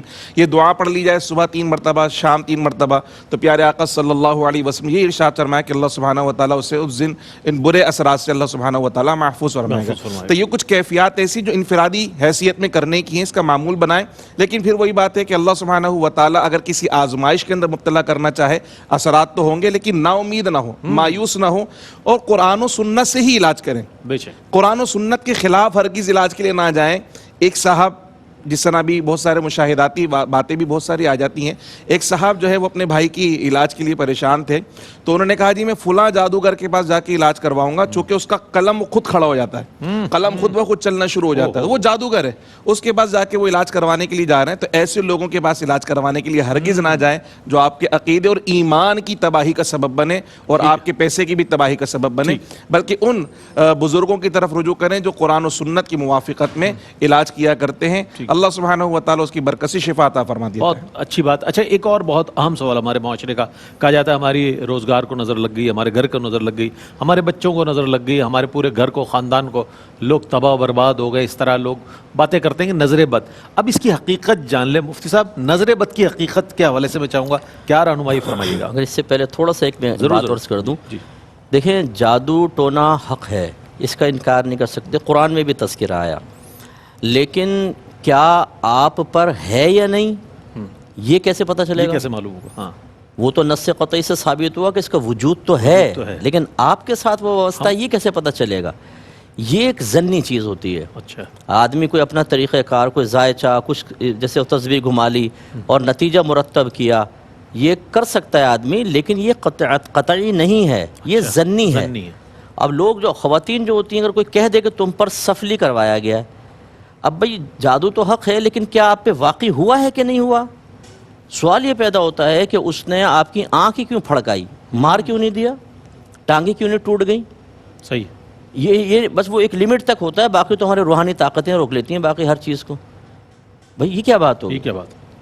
ایک صاحب نے کہا کہ کسی ادارے میں جادو کیا ہوا ہے, اچھا اس لیے اگر اس ادارے میں جاؤ گے نا تو تم پہ بھی اثر ہو جائے گا. اس کا تو ادارے والوں نے کہا کہ بھائی تمہیں کوئی برا اثر پہنچے تو ادارہ بدنام, ہاں اور تمہیں کوئی مال مل جائے, تمہیں ترقی ہو جائے تو ماں کی دعا. پھر وہاں پر بھی کہو نا کہ یار ادارے کی برکت ہوگی. تو یہ وہم جو پیدا ہوئے ہیں یہ بالکل غلط ہوتے ہیں. میں اس لیے منع کرتا ہوں کہ لوگ کہتے ہیں ہر چیز میں بندش, ہر چیز میں بندش. بندش کا مطلب کیا ہے؟ بالکل, یعنی اللہ تبارک و تعالیٰ آپ کو دینا چاہ رہا ہے, کوئی روک رہا ہے, اللہ تعالیٰ آپ کا رشتہ چاہتا ہے, اللہ تعالیٰ آپ کو اولاد دینا چاہتا ہے, اللہ تعالیٰ آپ کو کاروبار کی ترقی دینا چاہتا ہے, لیکن اس نے روک لیا. اگر یہ عقیدہ رکھیں گے تو کافر ہو جائیں گے. اور اگر آپ یہ کہتے ہیں کہ اللہ تعالیٰ کا فیصلہ ازلی یہی تھا اور جادو اس کے موافق ہو گیا کہ بھئی آپ کی شادی نہ ہو 10 سال تک, جادو کروا دیا آپ پہ کسی مکروہ شخص نے. اب فرض کر لیں کہ اللہ تعالیٰ کا فیصلہ ازلی یہ ہے کہ 10 سال تک آپ کی شادی نہیں ہوگی, وہاں جادوگر خوش ہوتا رہے گا, دیکھا جادو کرائے شادی نہیں ہوئی. بھائی اس کی وجہ سے نہیں ہو رہی, اللہ تعالیٰ کے حکم سے یہ ہے, یہ آزمائش ہے. اسی لیے اب قرآن پڑھیں نا, حضرت نے بڑی پیاری بات کہی, قرآن پڑھیں گے تو پتہ چلے گا کہ یہ آزمائشیں تو اللہ تبارک و تعالیٰ نے اپنے حبیب کو بھی عطا فرمائی. صحابہ کرام, اولیاء کرام جتنے جو نبیوں سے زیادہ قریب ہوتے ہیں ان پہ آزمائشیں آتی ہیں. ہر چیز کو چھوڑ کر ہر چیز جادو اور ٹونا یہ غلط چیز ہوتی ہے. اللہ تعالیٰ خود قرآن میں فرماتا ہے وما ہم بدارین بہ من احد الا باذن اللہ, کہ وہ جب یہ جو آیات ہیں بنی اسرائیل کے بارے میں کہ وہ اس کے ذریعے کسی کو ضرر نہیں پہنچا سکتے تھے سوائے اللہ کی اجازت کے. ٹھیک ہے.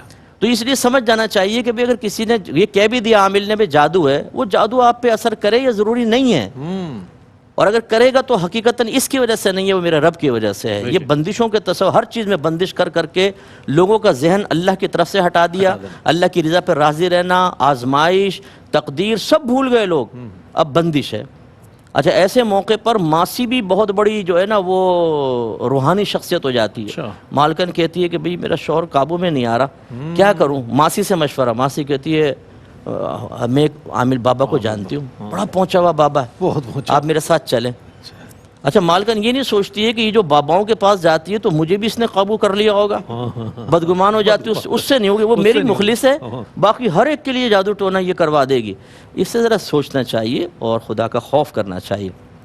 صاحب جو آپ نے نظر فرمایا, نبی کریم صلی اللہ علیہ وسلم نے فرمایا النظر حق, کہ نظر لگ جاتی ہے, یہ حق ہے. بعض اوقات جب ہم کسی کو دیکھتے ہیں یہ اپنوں کی بھی لگ جاتی ہے, حتیٰ کہ آپ اگر بہت خوبصورت نظر آ رہے ہیں نا, جیسے آج بھی ماشاءاللہ, اور آپ آئینے کے سامنے کھڑے ہوئے اپنی بھی نظر لگ سکتی ہے, تو یہ ہو جاتا ہے. اچھا اب وہی بات ہے کہ یہ کنیکشن جو ملاتے ہیں ہم خود ملاتے ہیں. صحیح. گلاس لے کے بیٹھی ہوں گی خواتین نا, کوئی آئے گی باہر نکلی, گلاس ہاتھ سے گر گیا, نظر لگائے گی میرا سیٹ خراب ہو گیا. بھائی آپ نے بے احتیاطی کی, اس کو نہیں دیکھیں گے, وہ نظر لگا کے چلے گی. یہ آپ نے نظر لگا کر وہ چلے گی, یہ کیسے آپ کو پتہ چلا؟ اب یہ جو ہم چیزیں ہوتی ہیں کہ نظر تو حق ہے, لیکن آپ کنفرم کسی یقینی طور پہ کسی پہ الزام کیسے لگا سکتے ہیں؟ ہاں یہ ضرور ہے کہ اگر آپ کو محسوس ہوتا ہے کہ وہ طبیعت بالکل نارمل تھی, اچانک بگڑ گئی, کوئی سبب بھی بظاہر نہیں ہے, ہو سکتا ہے نظر لگی ہو اپنوں کی, اس کی کاٹ کرنے کی کوشش کر لیں, لیکن اس طرح بدگمانیاں نہ کریں. اور بعض تو کہتے ہیں اس کی نظر اتنی کڑوی ہے, جب گھر میں آتی ہے نا کوئی نہ کوئی نقصان کر کے ہی جاتی ہے. کبھی میرا گلا بند ہو جاتا ہے, کبھی میرے کانوں کے اندر ہوائیں شوں شوں شوں چلنے لگ جاتی ہیں, کبھی میرا شوہر آ کے ڈانٹتا ہے, کبھی ساس میرے مخالف ہو جاتی ہے, نظر لگا کے چلے گی. تو احتیاطی تدابیر اختیار کرنا اور علاج کی طرف آنا منع نہیں ہے, لیکن اس طرح بدگمانیاں پیدا نہ کریں. بہت اچھی بات. ہمارے معاشرے میں بکھرے ہوئے وہ مسائل جو گھروں میں عام طور پر ہوتے ہیں اور جس کی وجہ سے بڑی پیچیدگیاں ہو جاتی ہیں, بلکہ اتنی بڑھ جاتی ہے کہ پھر وہ قابل کنٹرول ہو جاتی ہے, اس کو کنٹرول کرنا بھی مشکل ہو جاتا ہے. بہرصورت ان تمام چیزوں کی طرف نشاندہی فرما رہے تھے مفتی صاحب. کلام شامل کریں گے, ہمارے تینوں شناخہ مل کر انشاءاللہ حمد رب جلیل پیش کریں گے. بسم اللہ. لا الہ الا اللہ, لا الہ الا اللہ, ایک طلب ہے ایک ہی خو, لا الہ الا اللہ, اب تو ہے بس تو ہی تو, لا الہ الا اللہ. تیری عبادت کیا کہنا, تیری حقیقت کیا کہنا, تیری عبادت کیا کہنا, تیری حقیقت کیا کہنا. ہو گئی دنیا کی بلا رو, لا الہ الا اللہ, لا الہ الا اللہ. اٹھ گئے آنکھوں سے پردے, راز کھلے سب جلووں کے, اٹھ گئے آنکھوں سے پردے, راز کھلے سب جلووں کے. مجھ سے کیا اب دور ہے تو, لا الہ الا اللہ, لا الہ الا اللہ. صلی اللہ سے گونج اٹھی تیرے کرم کی آج فضا, صلی اللہ سے گونج اٹھی تیرے حرم کی آج فضا. آئی مدینے سے خوشبو, لا الہ الا اللہ, لا الہ الا اللہ, لا الہ الا اللہ. ماشاءاللہ حمد رب جلیل. حضرت لطیف اثر کا لکھا ہوا یہ حمدیہ کلام پیش کر رہے تھے ہمارے تینوں ہی شناخہ. ایک وقفہ ہے, وقفے کے بعد آپ سے ملاقات ہوگی, ہمارے ساتھ رہیے گا. ناظرین آپ کا خیر مقدم ہے. نظر بد کے حوالے سے علامہ مفتی محمد اکمل مدنی صاحب نے بڑی صراحت کے ساتھ اور بڑی وضاحت کے ساتھ ارشاد فرمایا. اب ہم یہ جاننا چاہیں گے کہ آیا اگر خدا نخواستہ نظر بد ہے بھی تو اس کا علاج کیا ہے اور کس طرح کا علماء حضرات نے اس حوالے سے بیان فرمایا, کیا کہتے ہیں حضرت؟ دیکھیے یہ بات تو طے شدہ حقیقت ہے کہ نظر حق ہے, نظر کا لگنا حق ہے. حق ہے بالکل. آقا علیہ الصلوۃ والسلام نے فرمایا العین حق, نظر کا لگنا حق ہے. اور वफ़ी रिवायत नज़र हक़्क़ुन, नज़र का लगना हक़ है। तो जब नज़र लग जाए तो उसमें सबसे पहली बात तो ये है कि अपने एतकाद को किसी तौर पर कमज़ोर नहीं करना चाहिए। बहुत ये सबसे पहली एहतियात है। जैसे कोई बीमारी आ जाती है, कोई नुकसान हो जाता है, किसी किस्म की कोई मुसीबत, इब्तिला, आजमाइश आन पड़ती है, तो लिहाजा जैसे उसमें सब्र करते हैं, अल्लाह की तरफ रुजू करते हैं और अल्लाह को याद करते हैं, अल्लाह का ज़िक्र करते हैं, तो सबसे पहला अमल तो ये है कि नज़र बद भी कहीं लग जाती है तो किसी वहम में मुब्तला होने की बजाय, किसी एतकादी कमज़ोरी का शिकार होने की बजाय, या जिसके ऊपर गुमान गया कि इसकी वजह से नज़र लगी है, उसको कुछ कोसने की बजाय या उसको बुरा भला कहने की बजाय, अपने ताल्लुकात को ख़राब करने की बजाय, तो पहले तो अपने अकीदे और ईमान को मजबूत रखें कि ये एक तकलीफ़ है, ये एक आजमाइश है, ये अल्लाह की जानिब से आई है। अब रहा कि उसका इलाज कैसे करें।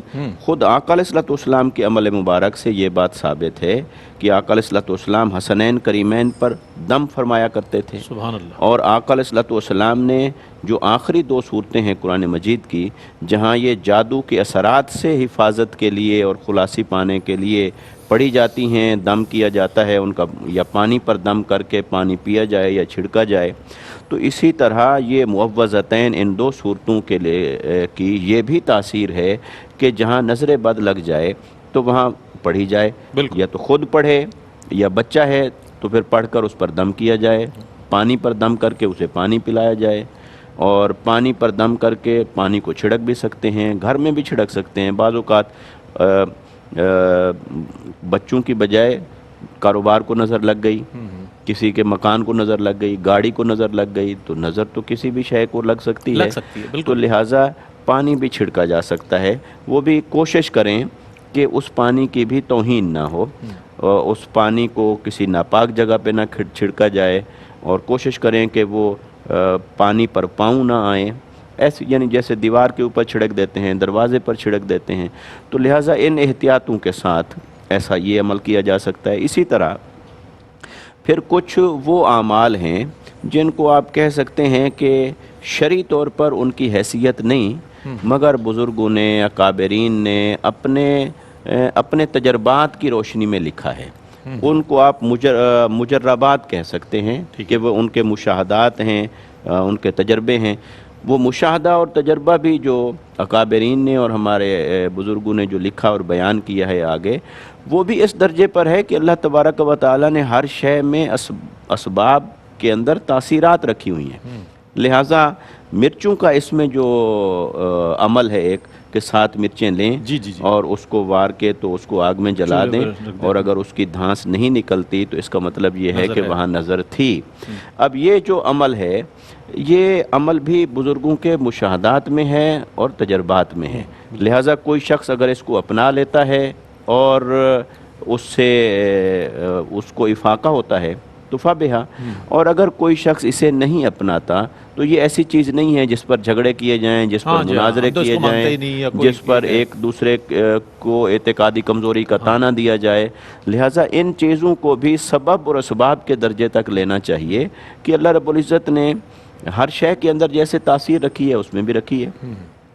और सबसे एक अहम बात जो है वो ये भी है, इसमें ये किबला मुफ्ती साहब रहमानी साहब ने बयान फरमाया था कि हमें चाहिए कि इन तमाम चीज़ों से अपने आप को बचाने और महफूज रखने के लिए एक अपने इर्द गिर्द डिफेंस वाल कायम करें। बहुत अच्छी बात। डिफेंस वाल क्या है?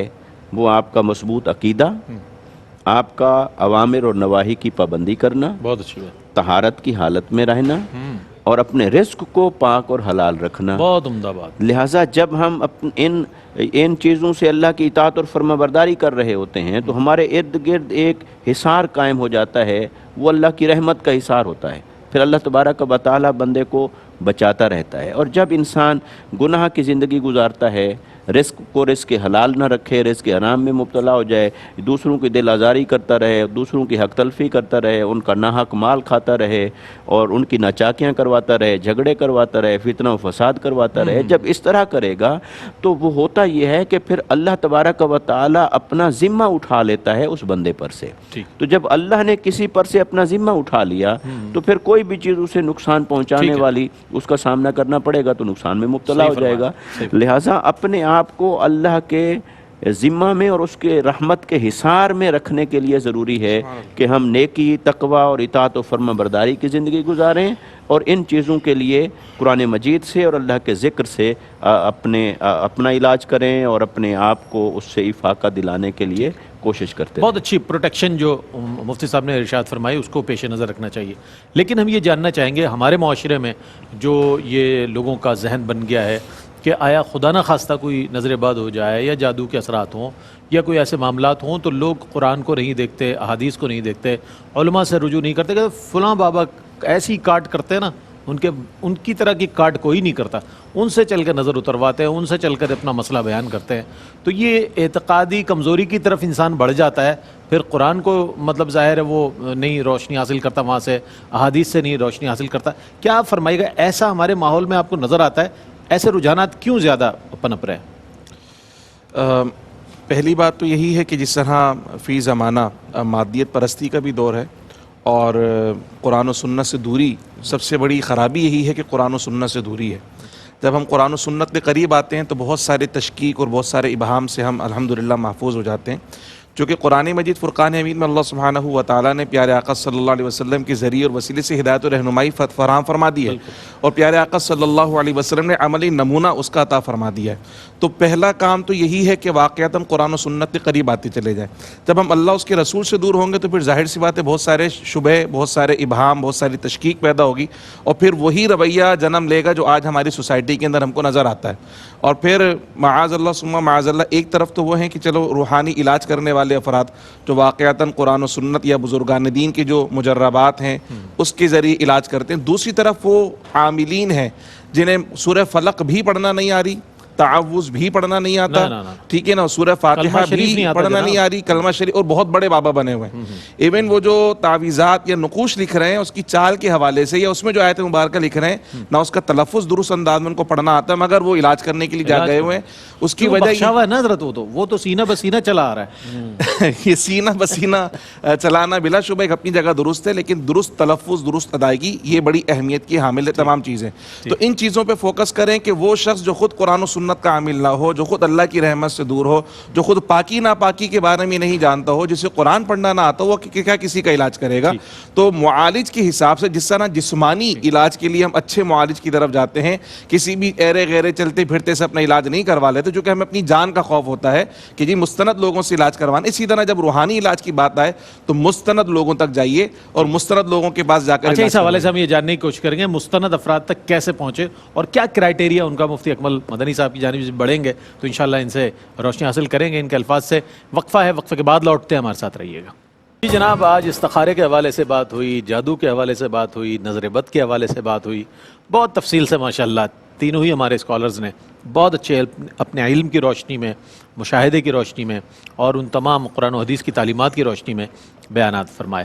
اچھا، ہم یہ جاننا چاہیں گے جیسے کہ بات ہو رہی تھی مفتی خرم اقبال رحمانی صاحب سے، مفتی محمد اکمل صاحب سے میں گزارش کروں گا کہ کیا کرائٹیریا ان لوگوں کا جو یہ سب باتیں بتاتے ہیں، مثال کے طور پر جادو کے حوالے سے، نظر بد کے حوالے سے، کاٹ کرنے کے حوالے سے کہتے ہیں کہ فلاں، تو کس طرح عوام ہے اسے تو پتہ نہیں تمام قرآن و حدیث کی تعلیمات کا، تو کیا چیز پیش نظر رکھی جائے کہ فلاں صاحب سے ہم رجوع کریں اور ان سے مسئلہ بیان کریں؟ کون لوگ ہیں وہ، کیسے ہونے چاہیے؟ جی ہاں، دیکھیں اس میں کوئی یقینی طور پہ تو نہیں کہا جا سکتا کہ اگر ایک داڑھی والا بیٹھا ہے تو ضرور وہ علاج کر دے گا اور ایک بغیر داڑھی والا بیٹھا ہے تو وہ ناکام ہی رہے گا، لیکن احتیاط کا تقاضا یہی ہے کہ ان لوگوں سے رجوع کیا جائے جن کا ظاہر شرع کے موافق ہو، جو قرآن و حدیث کا علم رکھتے ہوں اور وہ جانتے ہوں کہ ہماری لمیٹیشنز کیا ہیں۔ اگر ایک عامل کوئی علاج کرتا ہے اسے سب سے پہلے یہ ذہن میں رکھنا چاہیے کہ وہ قرآن و حدیث سے علاج کرے۔ صحیح ہے۔ یا اگر فرض کر لیں کوئی ذکر الہی ہے جو سینہ بسینہ آ رہا ہے یا بزرگوں کی طرف سے واقعی عطا کردہ ہو، یہ نہیں کہ جس مرضی کو بنا لیں، واقعی عطا کردہ اس کے ذریعے علاج کرے، یہ اچھی بات ہے۔ اور ایسا کوئی بھی تعویذ وغیرہ استعمال نہ کرے، نہ کوئی منتر جس کا مفہوم نہ آتا ہو۔ بعض اوقات کتابوں میں عجیب و غریب الفاظ لکھے ہوتے ہیں جن کے مفہوم نہیں پتہ ہوتے اور لوگ کر رہے ہیں۔ ہو سکتا ہے وہ کلمات کفر و شرک ہو سکتا ہے ان کی خاص کنڈیشنز ہوں، خاص تاثیرات ہوں اور وہ خیال نہ رکھ سکے، اس کا لحاظ نہ رکھ سکے تو الٹا نقصان کا اندیشہ ہے۔ اسی طریقے سے جدائی کے تعویذات نہ دیے جائیں، توڑنے والے، جدائی والے۔ بعض تو آتے ہیں اشتہار، بابا جدائی میں ماہر، استغفر اللہ۔ اتنا خطرناک بابا محبوب کہ آپ کے قدموں میں، ہاں ایسی چیزیں محبوب بھی قدموں میں آ گیا بھائی، ان کے قدموں میں نہیں آ رہی پوری دنیا، یہ وظیفہ نہیں کر رہے۔ ایسے وہ بعض اوقات وہ انگوٹھیاں لے کے بیٹھے ہوتے ہیں فٹ پاتھ پہ، اپنی قسمت کی لے جاؤ انگوٹھی۔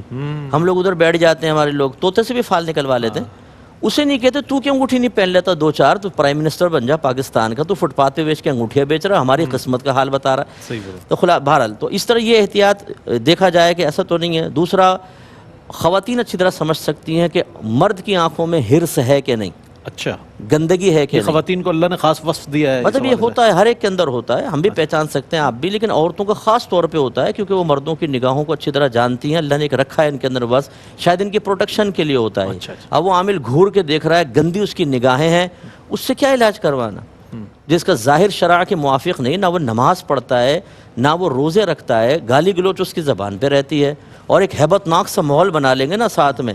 اچھا، ایک آدھ کو کہیں گے تیری ڈیوٹی یہ کہ تو یوں کرتا رہیے تو تجھے پیسے دے دوں گا شام کو، وہ جو آگے کرتا رہے گا تو بیٹھے ہوئے لوگ ہی خوفزدہ ہوتے رہتے ہیں۔ یہ نفسیاتی طور پہ ایک اثر ہوتا ہے۔ ایک دفعہ ایک ایسی عامل سے ملاقات ہوئی، کہنے لگا کل میں مکے مدینے گیا۔ اچھا، آپ کیا آپ کو محسوس ہو رہا تھا؟ کہنے مجھے نہیں، یہ لڑکی بیٹھی تھی ساتھ میں برقعے والی، کہنے یہ مجھے بتا رہی تھی کہ آپ مکے مدینے گئے تھے۔ یہ بھی بڑی پہنچی ہوئی باتیں ہیں۔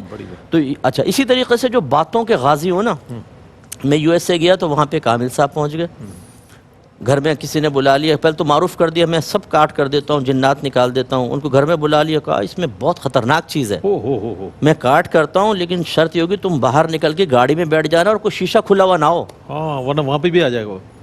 یعنی وہ باہر آ کے کھڑی ہو جائے گی بلا کہ بھی شیشہ نیچے کرو تو میں اندر داخل ہونے کی سعادت حاصل کروں، ورنہ میں تو باہر ہی کھڑی رہوں گی۔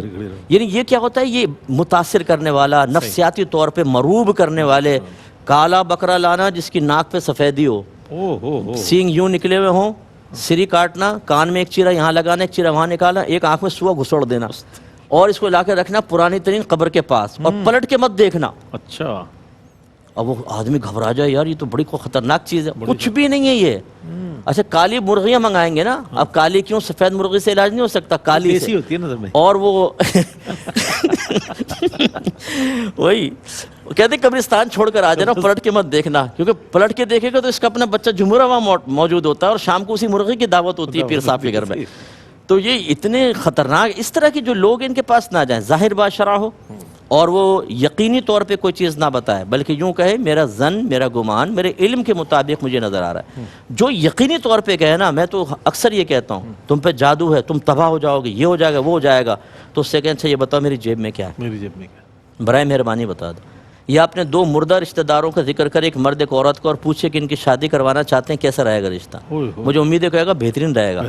بہت سی اسی میں پھنس جائیں گے نا، تمہیں جیب کا پتہ نہیں، تمہیں یہ نہیں معلوم کہ ساحل تمہیں بے وقوف بنا رہے ہے کیا، اور تم وہ دور کی پوڑیاں لا رہے ہو، غیب کی خبریں بتا رہے ہو۔ تو اس قسم کے لوگ جو ہیں ان سے بالکل اجتناب کیا جائے، ظاہر باشرہ ہو، نمازی ہو، عارضی پسند ہو، اب اس کی باقی احوال تو نہیں ظاہر، لیکن سامنے تو دیکھ سکتے ہیں نا، پھر اس کی گفتگو سے اندازہ، وہ نگاہیں جھکا کے بات کرے، عورت پہ نگاہ نہ جمائے اور غلط قسم کی حرکتیں نہ کرے۔ یا عامل، آپ نے کئی پروگرام دیکھے ہوں گے کہ عامل جو ہیں وہ عورتوں کو ٹچ کرنے کے بہانے تلاش کرتے ہیں، اور پھر اتنی جفی والی سرکار، کوئی پتہ نہیں اور دھمالوں والی سرکار، عورتوں کو دھمالے کروا رہے ہیں، یہ غلط قسم کے لوگ ہوتے ہیں۔ بالکل، یہاں بالکل کتے بلی اور الٹا شاہ اور سگریٹ والی سرکار اور کالے ڈنڈے والی سرکار، پتہ نہیں کون کون سی سرکاریں۔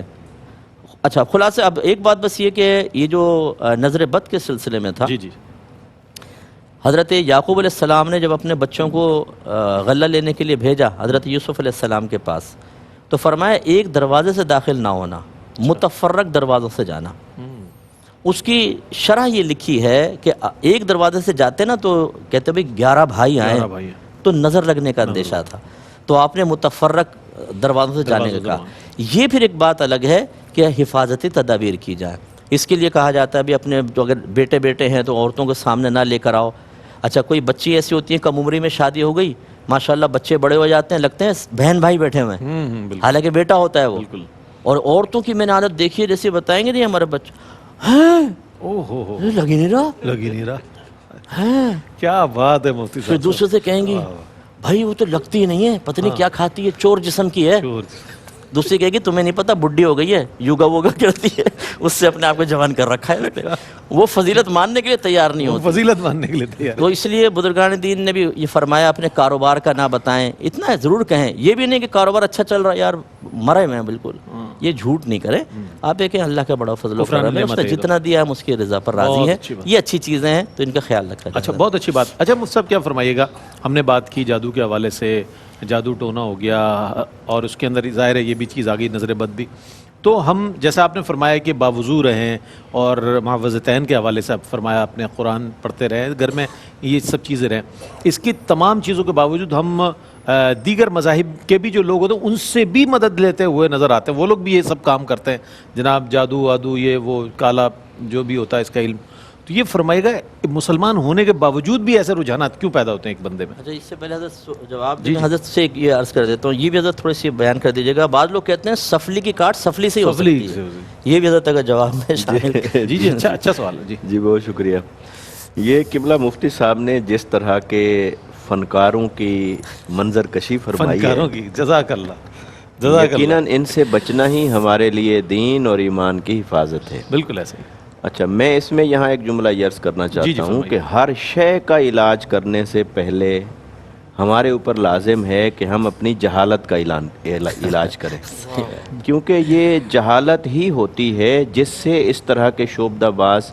فائدہ اٹھا رہے ہوتے ہیں ہماری لا علمی ہوتی ہے ہماری توہم پرستی ہوتی ہے شریعت سے دوری ہوتی ہے جس کی وجہ سے ایسے لوگ فائدہ اٹھا رہے ہوتے ہیں اس کی ایک سب سے بڑی اہم شناخت یہ ہے کہ اگر اس کی نظر آپ کے مال پر ہے تو کبھی بھی اس کے قریب مت جائیں یہی ایک نشانی کافی ہے کہ وہاں حق نہیں ہے کیونکہ اگر اس نے اللہ اور اس کے رسول کی رضا کی خاطر کوئی کاٹ کر رہا ہے کوئی علاج کر رہا ہے تو پھر وہ اس کے دل میں لالچ نہیں ہوگا لہٰذا یہ اگر وہ ان تمام چیزوں کے ذریعے سے اس کی نظر آپ کی جیب پر ہے آپ کے مال پر ہے تو پھر وہ اس کی دکانداری ہے پھر وہ کسی طور پر بھی کوئی صالح شخص نہیں ہے جو آپ کی مدد کر رہا ہے یا آپ کی مدد کرنا چاہتا ہے الا یہ کہ اگر کوئی ضروری اخراجات اس میں انوالو ہوتے ہیں وہ ایک الگ چیز ہے کبھی ہوتے بھی ہیں ایسے اب رہی اگلی بات کہ جو قبلہ مفتی صاحب نے فرمائی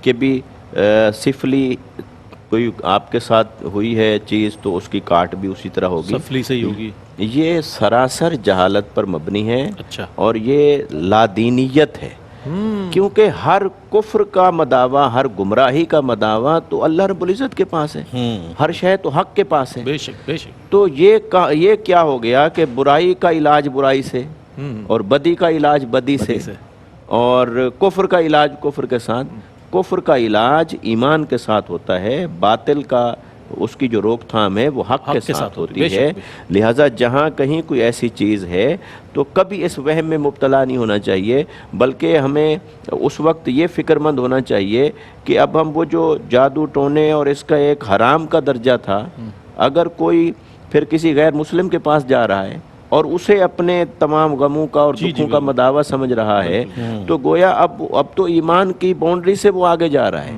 اب وہ کفر کو اگر سمجھ رہا ہے اور کافر کو سمجھ رہا ہے کہ یہ میرا مداوع ہے تو اس نے یہ کیوں نہیں سوچا کہ میرے تمام معاملات کا حل تو قرآن تھا میرے معاملات کا حل یہ تھا کہ میں اللہ کے حضور سجدہ ریز ہوتا اور اپنی اللہ کے حضور اپنی مناجات پیش کرتا اپنے مسائل کو اللہ رب العزت کے حضور گڑ گڑا کے مانگتا وہ جو فرماتا ہے قرآن مجید کے اندر بار بار فرما رہا ہے کہ اجیب دعوت الداعی اذا دعان کہ میں ہی سنتا ہوں ہر پکارنے والے کی پکار کو اور وہ پھر دعوت دیتا ہے فرماتا ہے فَلْيَسْتَجِيبُوا لِي مجھ سے مانگو تو اللہ سے مانگنے کی بجائے اللہ سے رجوع کرنے کی بجائے اگر کسی کافر کے پاس جا رہے ہیں بد مذہب کے پاس جا رہے ہیں تو وہاں مال بھی ضائع ہوگا ایمان بھی ضائع ہوگا لہٰذا خدا را اس سے اپنے آپ کو بچائیے عقیدے اور ایمان کی طرف واپس پلٹ آنا چاہیے اور ہر چیز کو یہ جو ہم نے جوڑ رکھا ہے معاشرتی طور پر اس کے ساتھ، اس اعتقادی کمزوری سے نکلیے، اس اعتقادی کمزوری سے نکلیے۔ اچھا، یہ جہاں ہم ظاہر ہے اس طرف اعتقادی کمزوری پیدا ہو جاتی ہے تو پھر عبادات سے بھی دور ہو جاتے ہیں، اعمال صالحہ سے بھی دور ہو جاتے ہیں، تو یہ ایک انسان کی بہت بڑی محرومی ہے کہ وہ کسی چیز، کسی تشکیک میں اور کسی ابہام کا شکار ہونے کے بعد اس کے حوالے سے میں چاہتا ہوں کچھ ارشاد فرمائیے۔ جیسے قبلہ مفتی صاحب نے ارشاد فرمایا تھا نا کہ علاج کے نام پر جس طرح کی شعبدے بازیاں کی جا رہی ہیں، حقیقت یہ ہے کہ ہم، چونکہ میں نے مادیت پرستی کی جیسے بات کی، تو مادے کی کیفیت میں جب کوئی چیز نظر آتی ہے جلتی ہوئی، اڑتی ہوئی، تو وہ پھینکنا ہے، گھمانا ہے، جلانا ہے، پینا ہے، پلانا، اس طرح کی چیز ہوتی ہے، تو نفسیاتی طور پہ ایک اثر ہمارے اوپر ہوتا ہے، جی اب کچھ ہوا ہے۔ اور جب ہم بات آتی ہے وظائف کی، قرآن مجید فرقان حمید کی تلاوت کی، نوافل کی، ذکر و اذکار کی، تو اس کے اندر چونکہ مشقت ہوتی ہے تو وہ ہم کرنا نہیں چاہتے۔ بالکل، یعنی ایک کیفیت یہ ہے کہ میں آپ سے یہ کہوں، معالج، روحانی معالج یا کسی اللہ کے ولی نے، کسی عالم دین نے آپ کو ارشاد فرمایا کہ بھئی آپ کے ساتھ یہ مسئلہ ہے، آپ قرآن مجید کی یہ آیت کی تلاوت کیجیے، تو وہ آیت کی تلاوت کرنے کے لیے ہم تیار نہیں ہیں، ہاں ہم تعویذ پینے، پلانے اور جلانے کے لیے ہم ضرور تیار ہیں۔ صحیح فرمایا۔ تو یہ جو خود پڑھنا ہے نا، اس سے ہم اجتناب کر رہے ہیں، جو کرنا ہے جی آپ کر لیں، آپ پیسے لیں اور یہ کر دیں۔ تو ہمارے اس مزاج نے بھی ایسے لوگوں کی حوصلہ افزائی کی ہے، اگر ہم خود سے ان تمام چیزوں کو اختیار کرنا شروع کر دیں جو پیارے آقا صلی اللہ علیہ وسلم نے تعلیم ارشاد فرمائی ہے۔ دیکھیں اب تو ماشاءاللہ سوشل میڈیا کا دور بھی ہے، اور علم حاصل کرنا، مستند علم کے ذرائع بھی اب آسان ہو گئے، مفتیان کرام بھی موجود ہیں ہمارے، A R Y Q T V نے اس خلیج کو بہت جی، حد تک A R Y Q T V کا ایک بڑا کردار ہے اس کے اندر مستند معلومات پہنچانے میں۔ تو وہ جو مسنون دعائیں پیارے آقا صلی اللہ علیہ وسلم سے منقول ہے نا، خدا را سب سے پہلے اس کی طرف آئیے، یقین جانی انشاءاللہ بہت سارے مسائل، بہت ساری پریشانی اسی سے حل ہو جائیں گی۔ میں آپ کا بہت شکریہ ادا کروں گا مفتی صاحب، آپ تشریف لائے، مفتی ارشاد حسین سعیدی صاحب آپ کی تشریف آوری کا بہت شکریہ۔ قبلہ مفتی صاحب نے بھی، آپ تینوں حضرات نے بہت عمدہ قیمتی کلمات ارشاد فرمائے۔ ضرورت اس بات کی ہے کہ پیسے کو نہیں سمجھا جائے کہ جناب ہمارے پاس پیسہ ہے تو ہم کسی بھی بڑے سے بڑے جعلی عامل کی طرف جا کر اپنا مسئلہ حل کر لیں گے۔ بات یہ ہے کہ قرآن سے، احادیث رسول صلی اللہ علیہ وسلم سے آپ قریب ہوں، باوضو رہیں، جس طرح پروٹیکشن کے لیے فرمایا گیا، بحیثیت مسلمان آپ کو ان تمام چیزوں کو پیش نظر رکھیں انشاءاللہ، اور علماء حضرات سے رہنمائی حاصل کرتے رہیں تو آپ بہت سی ایسی الجھنوں سے دور رہیں گے انشاءاللہ، اور ایک تیقن کی منزل پہ پہنچ جائیں گے انشاءاللہ۔ اس سیگمنٹ کے بعد جو ہے ہم اظہار عقیدت کے سیگمنٹ کی جانب بڑھیں گے، جس میں آج حضرت بیدم وارثی رحمۃ اللہ علیہ کو خراج عقیدت پیش کیا جائے گا، ٹریبیوٹ پیش کیا جائے گا، اور اس کے بعد جب اذان فجر کے بعد ہم حاضر ہوں گے تو قبلہ مفتی محمد اکمل مدنی صاحب ہمارے ساتھ تشریف فرما ہوں گے، آپ کے سوالات ہوں گے اور مفتی صاحب انشاءاللہ جوابات عنایت فرمائیں گے۔ اس مرحلے پر نعت رسول مقبول صلی اللہ علیہ وآلہ وسلم شامل کر رہے ہیں، اور اس کے بعد انشاءاللہ ہم وقفے کی جانب جائیں گے۔ بسم اللہ۔ لم یاتی نذیرک فی نظر انفیت شون و سخاقاتم اے گے سوئے پاک ابر کرم اے گے سوئے پاک کرم برسن ہارے ریم جھم برسن ہارے ریم جھم